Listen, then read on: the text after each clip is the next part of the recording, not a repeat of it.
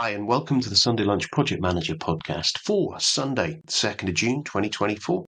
This is your host, Nigel Creaser, and today I've got the second part of my interview with Eddie Obeng, the all change guy. Enjoy.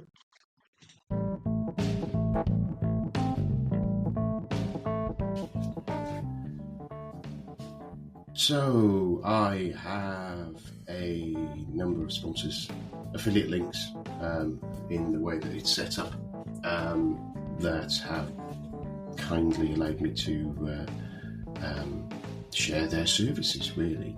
The first one is Mike Lane, and Mike runs online PM courses, and it is a great resource for getting those fundamentals of project management trained, reasonably priced, and Mike presents it in an accessible and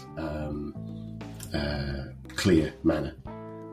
You can check out some of his videos on his YouTube channel and kind of give you a view of where they are. But the code for that, if you go to nigelcreaser.com/online PM courses, all one word, lowercase, that'll redirect you to it.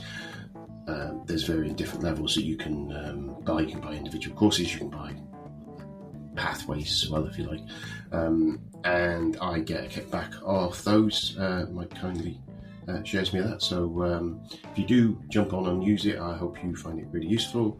I think he has money back guarantees and things like that as well. So there's very limited risk on that. So jump on that, and that again, it's nigelcreaser.com/online PM courses, and enjoy.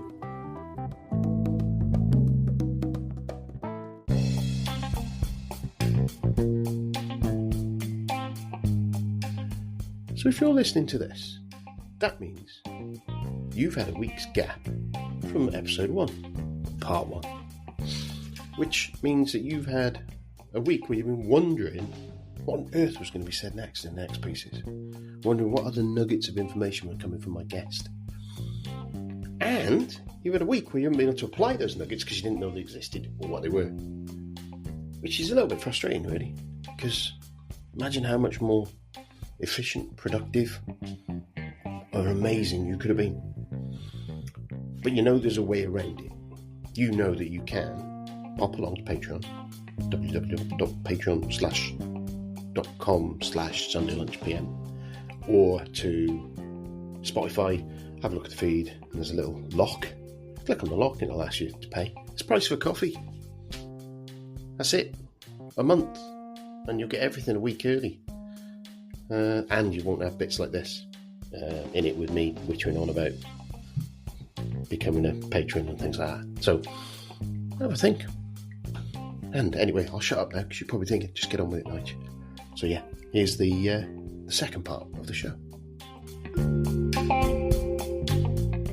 Smarter than it is. I always say to people, if you're going to take any AI seriously, ask about something you don't know anything about, be suitably impressed, then ask it about something where you're the world expert and see what that looks like. And you'll discover it doesn't know anything. It's an averaging, it's an interpolation machine. It's not going to create anything new. It's just inside that thing. You will have to do all the creative work. So unfortunately, if you're not a creative person, you'll think that doing the mock-ups is helping you, but you'll just choose the wrong mock-up because you're not a creative person. So there's a lot of, I'm being too negative, but there's a lot of stuff to be done. And in terms of delivering projects, it's really crucial because people want to use it in Project Manager. They're very excited about it, but they're missing the actual fundamentals of delivering projects. So what I wrote in the first book was 2 parts. When I started realizing there were different types of projects, the other thing I realized was that when you're running a project, all the non-human bits stay the same overnight, and all the human being bits can do anything. People can change their minds. They can have a second conversation. So I realized that soft stuff was going to be very important. And then I did something called a bubble diagram. And I realized that to make a project work, there were like 5 things you had to get your head around. One was this type of project thing. Is it for or paint by numbers? The second was people related. Who are these people? What do they want? How am I going to influence them? What am I going to do with them? The third was people related. I'm leading this bunch of people. Why wouldn't they do what I asked them to do? My team is rubbish, etc., etc. Then the fourth was about people again, but it's about learning and review. Are they telling me the truth? Are we finding out what's going on? And it was only the fifth one, which was mechanical, which is planning, coordination, risk management, so on. So most of the elements were either the situation you found yourself in or people-ish. Okay? And so that's what I wrote the book about. And the way I tried to get that across was I wrote the first half of the book as a story, and the hardback copy sort of looked like this because they didn't have that idea. More importantly, because my persuasion skills were rubbish. So the softback version, which came out immediately, I was able to bully them because the hardback version went to number one. So then I became important. So I could say, well, I want it this way. So this side is all change. It's a story. And when you start from that side, the front cover says all change and it tells you a story. Then you flip the book over and it says the project leader's secret handbook. And this bit is that me explaining those 5 different areas and what do you do about them? How do you do it? And so I managed to get that. So that's basically what the first book was about. It was trying to get people to realize that when they're running their projects, a lot of the training we have in things like the body of knowledge and so on is great stuff, but it's not the human-y stuff. Now, since the book came out, people have realized that human beings are important. We even talk about the neuroscience of projects and stuff. But often these topics are bolted onto the projects. They're not integral into the project. So that's one element. So I've rewritten it to try and explain how these things fit a bit better, because people have heard about things, but they won't know where they use them in the project. What does it mean when I have a meeting, etc.? So I've tried to build that in. The other thing I've done is I've added, sorry? Yeah, I've seen that. I'm just thinking there. You recognize it. Yeah, exactly. Yeah, I recognize it. Yeah. So it's really important because they can spout all the words, oh, that one's raising my cortisol, whatever it is, okay? And then they don't know what to do on a day-to-day basis. Or they'll know the theory. I've got to be empathetic. And then they don't know how to do it, So I'll do an empathy course and get a certificate. I'll tell everyone that I've got the certificate, therefore I am empathetic. Yeah, and the performance of projects, you have to put in context. When I was a young man, a quarter of projects failed. Thank goodness they failed, we're rid of them. Half of projects were VAM projects, which suck the living blood out of you, or poltergeist projects, which hang around smelling bad, spooking everyone, never going away, never getting delivered. And a quarter of them were supposed to be successful, and those people lied, okay? It hasn't changed very much in 30 years, despite us professionalizing everything. And that's because we are not integrating the learning and the behaviors and the emotions and the thinking into the project leader to make the person perform. So I added 2 extra bits to the book. The first part is a little bit intriguing, at least to me, because I had a client called Simon Cooper, and he came to me one day and said, Eddie, we'd like all our projects to be perfect. So I laughed. Of course I did. It's ridiculous. So I laughed. And so he said, no, I mean it. So I laughed again. Perfect projects. Don't be silly. Okay. And I know why I laughed, because when you say perfect projects, immediately in your mind, there's a project where everything goes perfectly. So it's like, those Rube Goldberg machines where they line up like a chicken and a tennis ball, and then a little card and a marble, and one knocks the other, and then finally goes bang and whatever. Okay. That's what comes into your mind. Don't be silly. We can't line it all up according to the plan and press a button and make it happen. But that thinking is wrong. It's dumb. It's incorrect. In the same way as we thought projects had to have a beginning, middle, and end, and then we realized, as you said, with the pace of change, we've got the foggy ones, we've got the questy ones, we've got the movie ones. Oh, and they move around. Yesterday, I thought I knew what and how I was doing. Somebody's just changed the rules. HMRC have changed the laws. Oh, and the fog. Oh, no, but we know what we're going to do. So now we're on a quest and we're all trying different things. Oh, but now we've lost the quest. So all that was happening. So in the same way as that's happened, perfect projects have to be approached differently. And I realized there were cultural aspects. Ask me if what I'm saying doesn't make sense. But I interviewed some of Simon's people and I discovered something. I discovered that imagine you're a project leader and you run a project and it goes really well. Everything works. Guess what? It means you never meet any senior people. So what's going to happen to your career? Okay. Imagine you're on a project and it goes sort of well, and just as it was going off track each time, you announce to your program director, whoever it is, it's going off track, and then you have another meeting and you put up your plans for your red, amber, greens and stuff, and they go, yeah, you're really trying to fix it. Your career is like a rocket, isn't it? So it's not in anybody's interest to make their project look easy. So you could end up, and you do reward people who run bad projects more than we reward people who run good projects. Because there's no metric to show what the contribution of the actual project manager is. And so the culture games it and rewards the heroes. So one of the things I did was I said, well, can we imagine what would happen? Do you remember the plane which, there was a plane which landed on the Hudson River in New York? Okay. Yeah. It's Tom Hanks is in the movie, isn't he? Same mindset. Imagine you've got a project and then suddenly you've got project manager less. So now it's just the project is just running on its own. What's going to happen? So what I did was, and this is in the book, we sit around as a group in advance and we go, right, this project we're going to run, great. Is it foggy? Yeah, we all think it's foggy. There are some other dimensions I explain in the book, which I won't go into much detail, but I'll just explain one part of it, which is visibility. When you're working on your guitars and you want to see how it's going, you pick them up and have a look at them. If you've got somebody writing software for you or you're doing a culture change, you have no idea where they are. You just have to rely on them because that project is invisible. So we look at the project and go, it's foggy. Yeah, it's foggy. It's also invisible. Oh my goodness, it's invisible and foggy. Great. So what's going to happen? Well, when we try and put the plan together, we won't be able to get a business case. And then the senior people will pretend they're not supporting, but they won't because they don't want their names on it. And then we'll start, and then people will pretend they're working on it, but they're billing to other hours, to other projects. So we work out all the things which are going to go wrong with the project. And then we go, well, if any of those things go wrong, that's the project leader's fault because we know they're going to go wrong. So the only things they can bring to attention are things which are not on the glide path. Because anything on the glide path which is going wrong, we've also already figured out how we're going to fix it. Okay, so we're going to get the senior people, we're going to sign up in blood, wherever.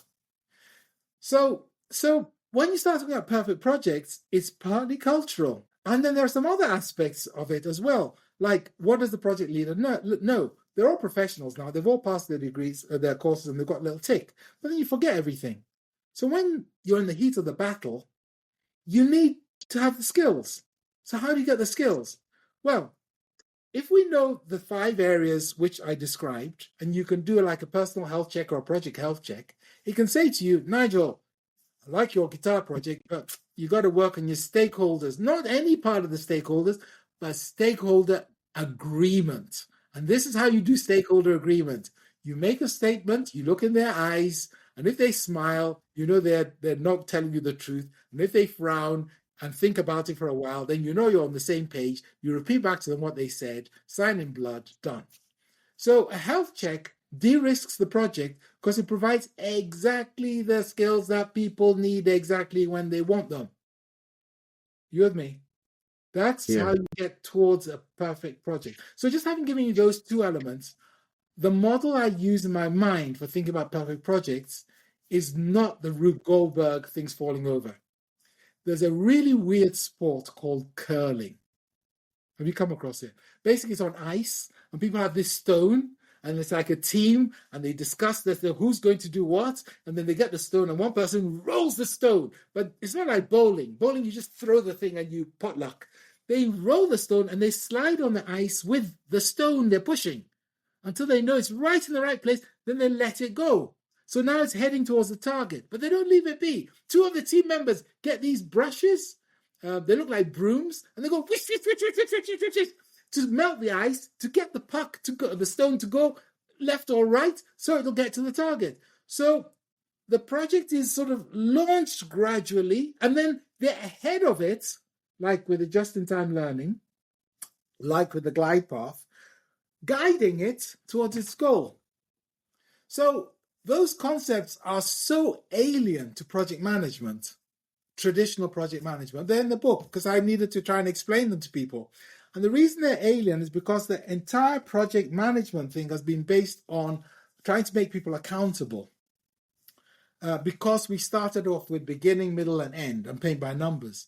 So we assume that we know where we're going. So we try and drive the projects basically through reviews. We have a meeting, we go, what happened last month?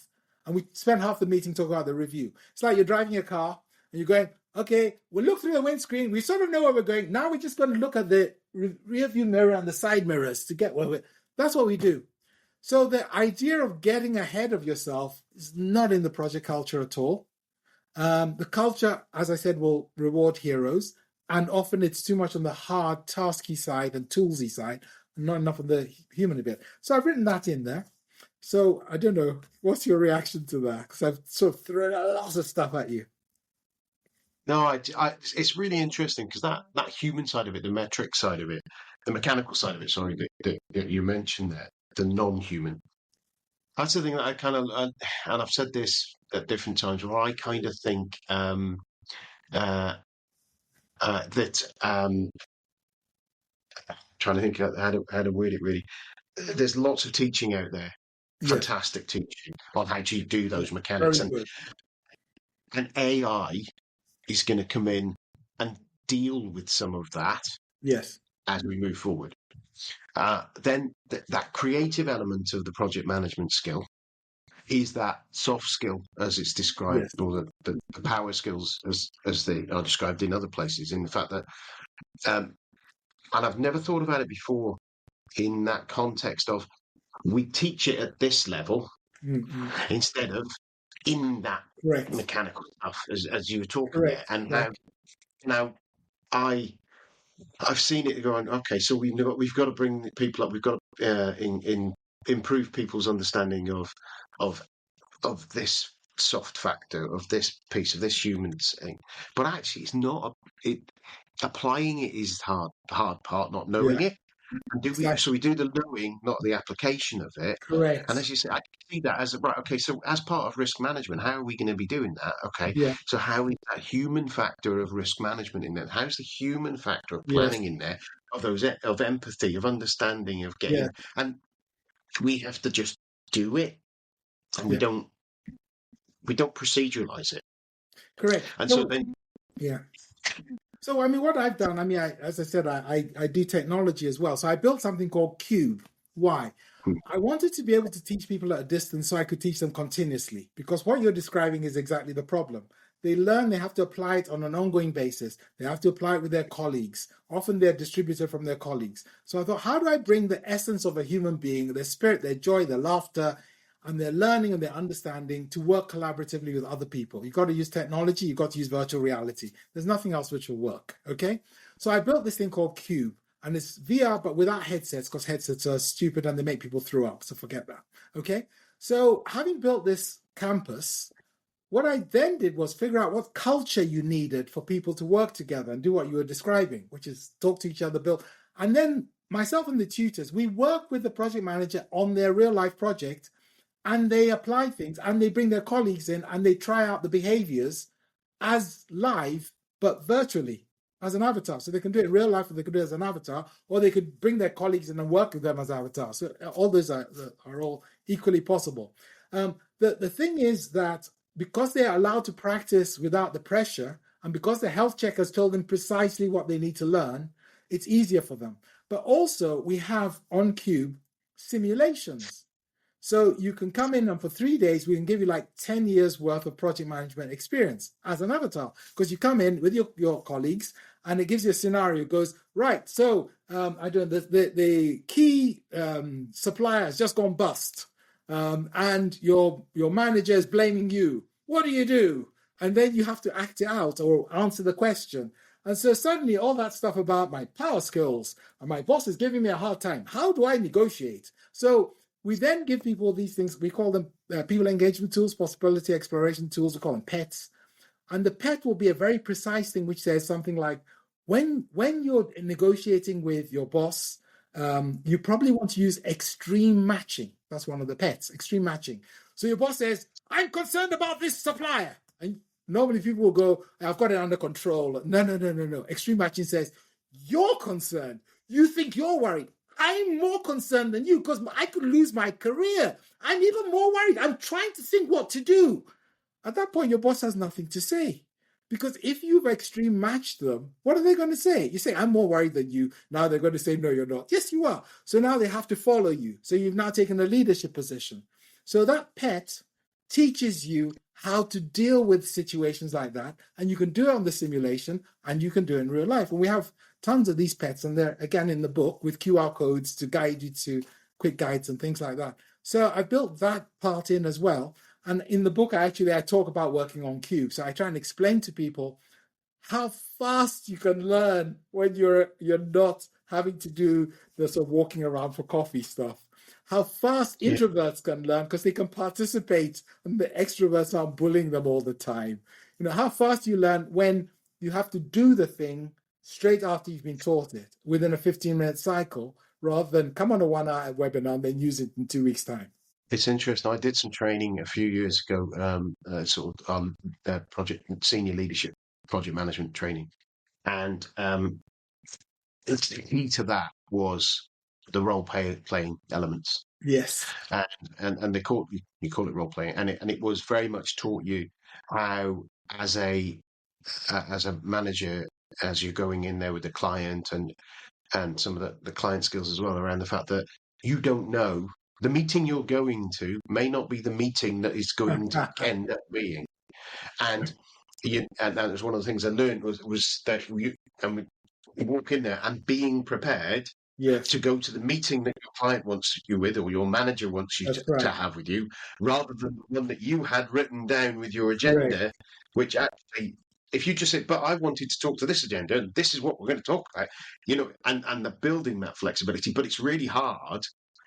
And I've had instances of that where that's one of the things that sat in the back of my head. I've been in meetings going, what the is going on? Yes. And then thought, okay, calm down, Nigel, breathe. Okay, so you're not doing the meeting, you're not in the meeting that you plan to do. Sure. Okay, so what I wanted to cover, I can pick up in another meeting, I can arrange another session. Right. This is what's important to this person in front of me now. It can be the same when you're dealing with your team, with your family. You know what I mean? You can be there with you're sitting down to have dinner with the family, and suddenly there's something really important that he's talking about. Yeah, exactly. And you deal with it, don't you? Exactly. And it's funny how we can do that in those scenarios. Sometimes it's easier and harder at work. You sit there going, I've written down my agenda. Yes. I'm a project manager. I must control everything. Yes, exactly. And those flexibilities in change within change, within change, within change, because your project can get sideswiped by something unreasonable, but every single interaction from an email to a document, I've seen situations where the email, where it's just gone a completely different direction to where you thought it would go. Yeah. And you've got to be ready to do that. You've got to practice that, because it's hard to change. The reason you fall in love with what you planned is biological, because the way we're designed is when your brain thinks about something, because it burns so much energy, you have a mechanism which makes you try and turn it into more food. That's why you love all your own ideas. It's an emotional connection with your own ideas to encourage you to go and get the food. Use that idea to get more food. So it's a biological thing, and you'd have built connections in your synapse. You don't want to start killing your nerve cells. So you fight quite hard. So often what we'll do is we'll teach people, and we'll teach them about that emotional feeling of ownership. But then we say, when you're starting with a meeting as a project leader, you don't take the agenda from last week. You don't use the minutes. You start with, there's one of our tools, one of our pets called hopes and fears. You literally go in, bit chit chat, and you go, right. So what's the biggest thing hope people have got round here? And the client immediately announces something you weren't expecting. And you feel that feeling in your brain. Because you're going through a process, you capture all the other ones. Then you go, well, what shouldn't we waste time on? And they tell you about those. And then you make sure you deal with the ones which are their fears first, because no one pays attention if they think some things are going to go south, are they? So you deal with those, you agree on what you're going to do. Then you can start work. And by the fact you have a process for taking on board the surprises, your brain doesn't get all captured by your crocodile brain, which is basically what have your amygdala hijacked. You don't get that because you're in a process. And then we teach them some very simple techniques. One of my techniques is called playback. And playback is a pet which just says, let the client talk. And if you're not listening, you can't do this playback, because playback basically says, so let me just be sure what you're saying, Nigel. You were saying that you've been in meetings and where really things have come at you from many different angles. And even before the meeting, sometimes the email has already stressed you out and you wanted to go in there with your own goals, but you know you've got the capability of doing it because you can do it at home. So if we can find a way to get people to change, would that be the right answer? Have I understood what you were saying, Nigel? That's playback. I've just gone through a number of steps, and the steps are what we teach them. That's what's on the PET. And so once they've done that, the person relaxes because they know they're being listened to. So the energy level goes down. And also, you can only do that if you are paying attention. So it puts you into that alpha wave position where you have to actually pay attention to the world instead of just coming at it with what you think you know already. So I built those things. So those are all built into the book so people can start to really change their way of behaving and working. And I've set it up so that they can do it from the book, but also we've got cubicles on Cube they can rent for 3 months, where they can meet tutors or they can run their own projects. And we've got the whiteboards which take them through the tools in a specific order. And so there's that going on as well. But the fourth part of the book, should I tell you about that bit? I got fed up with people saying to me, we're going to do digital transformation. We're going to do AI transformation. We're going to transform our business. They use the words change and transform as if they're the same thing. So change is alterations, improvement is in there, projects we've already understood. Transformation is different from change. So you know what a butterfly is? Butterfly? Oh, yeah. Okay. And caterpillar. Okay, great. You know what caterpillar is. Okay. So imagine that you were a butterfly and you wanted to learn how to fly. Would it be useful to go to a caterpillar for flying instructions? No, they have no clue. Caterpillar world, they wander around, eat leaves, get fat. So in their world, change is moving from one leaf to another, getting fat, splitting their sides. That's what change is. But to become a butterfly is different. The metrics for a caterpillar are how many legs, can you walk, etc. The metrics for a butterfly are can you fly, can you eat nectar? There's something which happens in the middle, which is the scaffolding, which is the cocoon. So you have to dissolve most of the caterpillar bits, then do some magic in the cocoon, and then discover what the butterfly does. If you think you're doing transformation and you can define what the butterfly is supposed to do, you are not doing transformation. And I got so fed up with people telling me we're trying to transform our organization digitally, these are our objectives, that I went, I've got to write about this, because that's why they're failing at 80% rates, because you cannot fully define the end point in a transformation. That's the whole point. And it's different from change, and it requires different things. And it's got 3 stages, and you treat the caterpillar different from the cocoon, different from the butterfly, and you have to make sure the caterpillar stays alive. So what are the key things? What are the key behaviors? It's quite complex, and that's why people fail. So I've written that bit about transformation also into the book. So yeah. Really? So anyway, That's transformation. All change. This is all change. Yeah. So it's all change, and transformation is change in with a little c, not a big C. And I find that it does irritate me, the use of the words transformation, yes. in different things, because I kind of go, meh, what does that mean? Yeah, and digital exactly. transformation then really bugs me, because we've been doing digital implementations for many, many years, and that thing of, and I heard someone describe it that if you're doing transformation, if you're doing change, you can go back to what you were doing before if you wanted. If you do transformation, there's no way back, because essentially, if you're doing it right, correct. How many legs does a butterfly have? How many legs does a caterpillar have? Correct. Different. You got rid of all the legs. Exactly. Things off, aren't you? And then you're adding other things, and you're changing, and it's kind of and that's it has to be that big. And then you see people say they're doing transformations, and there are still emails as part of their approval process before it gets keyed onto a new computer system. So here's our digital system, and we've got an email approval system before John can tell Louise to put that on there. And then it goes through the same people who just approved the email before, and boils my blood. Yeah, but they don't mean to get it wrong, because they don't understand, because again, we have a very strong project-based professionalism, and we have a sort of a goodish program and program director-based sort of thoughts. Change management is more on the soft side, so you get lots of HRE coachy types who sort of understand the peoply changey bit, but they don't always necessarily connect it to the doing stuff. And then transformation, they're really, it's just a black hole. There's no obvious place to turn to. And so that's why I've written about it in the book. And I've tried to do it again. I've got people can hire Cube, qub.cc, and they can buy 3 months worth, and then they can spend their time with us just being guided. And they can bring 10 colleagues in. So it's collaborative. That's the whole idea. Or they can bring 2,500 or 20,000 people. It just costs them money there. So it's really about trying to make sure that the learning comes at the point people are trying to apply it. It's the right learning. So we have to understand what makes an ordinary project not fail, which are those 5 things. Then we have to understand the things we have to put around that project to give it a chance of being perfect. And then we have to understand if the project is not just a project, if, as you said, it's transformation, so it's just beyond change, then what do you do?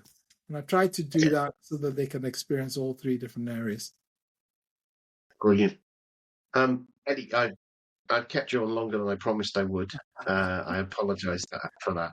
I could talk to you all night about these things, and I'm sure you'd want to talk about it as well. Your passion comes through, and I think, I suppose, is there anything that you would like to have covered but haven't covered, and if people want to find out more, get in touch with you, what's the best way of doing so?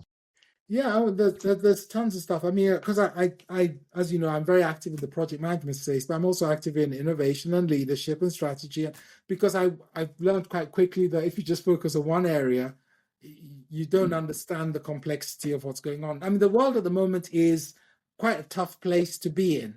So to help people in their day-to-day jobs, in their day-to-day lives, with their kids, be able to manage small chunks of change, whether it's a wedding or whether it's moving house or whatever, that I think matters. And I've tried to put these tools in so people can extract them and use them. So I think I would love to talk about bigger change, because if you ask me, I can redesign how we govern ourselves, because it's obviously not working. So those are the sort of topics, but not for this particular podcast. So eddieobeng.com is my personal website, so you can find out about the book there.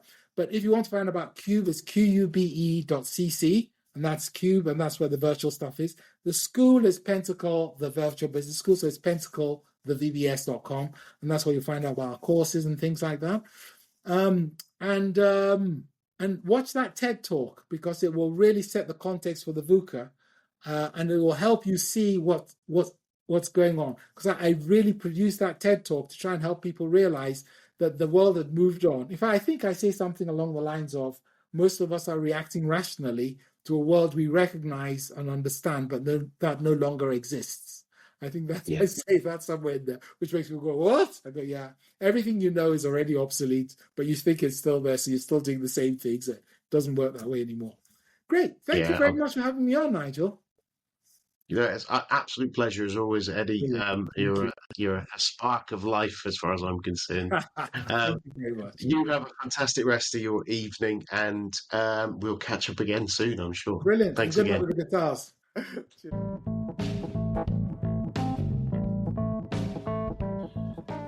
Another great sponsor of the show comes in the form of Air Manual. Air Manual is it's a tool for documenting process, which and best practices. It's a company formed by one of my interviewees, Alexis Kingsbury.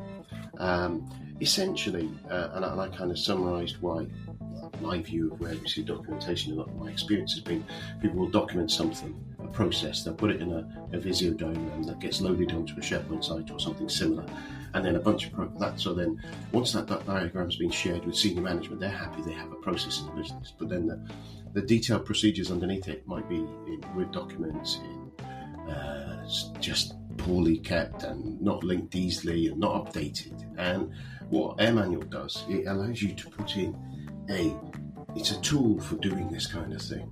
You whack it in, the service in there, get in there, put in your process, your flow, and you build it down to as low a level of detail, even to the point of checklists where people can check off they've done it. So it creates that guided checklists, easy to create, easy to maintain, and all in one place. And no one's kind of rooting around to find the SharePoint, and then when you change to new SharePoint services and all that stuff, it's all there. So if you pop along to nigelcreaser.com/airmanual, there's a bit more detail there and a link there to click on to go and get. I think they offer a trial and things like that. So it's something that I think can easily reduce the amount of errors, rework, etc. within our organisation. So take a look.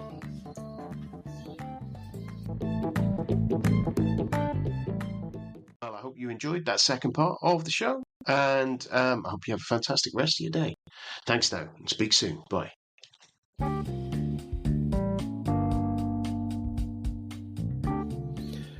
So this is my final wrap-up. Every week you're going to hear this, you're going to get bored of it, but you can always click next podcast if so. If you have enjoyed it, if you listen to this podcast to the end of this show and you think that was great, I'd love to be able to help Nige out. There are loads of ways you can do it. The first and obvious way is to share the podcast, send it out to people. If you know colleagues and friends who'd benefit from it, you think they'd enjoy it, just send them the link. Grab one of the links, or send them to www.nigelcreaser.com/podcasts. That's www.nigelcreaser.com/podcasts, and that will push them over to a Linktree link, and it's got all of the different ways they can consume the podcast. If you are feeling generous and have a big bag of cash, you could grab a copy of one of my books. Obviously, they're available in all the usual places, in print and digital. Again, jump on the website, www.nigelcreaser.com/shop, and that will give you a list of all the different ways that you can contribute and grab copies of the book. Also got links to all my guests' books on there as well, where I get a little bit of a kickback from them. If you are of a sporting mind, I have a number through doing some of my judo and running antics. I've managed to secure a few affiliate links and affiliates there as well. So in there, somewhere in the sponsors page, there's links to those as well. So clicking onto those and grabbing if you're looking to get super fit, then that would be fabulous as well, and I get a little kickback from those. I have a Patreon account. It's patreon.com/sundaylunchpm. So again, you can ping something in there, buy me a coffee or whatever. And finally, obviously the most important is coming back, listen again, because the more of you that come back, the more visibility I get, because there's more times that it's downloaded and all the SEO works and things like that. So yeah, that's it. So if you can help me out, I would be much appreciated. If you can't, don't worry about it. Thank you very much. Cheers now. Bye.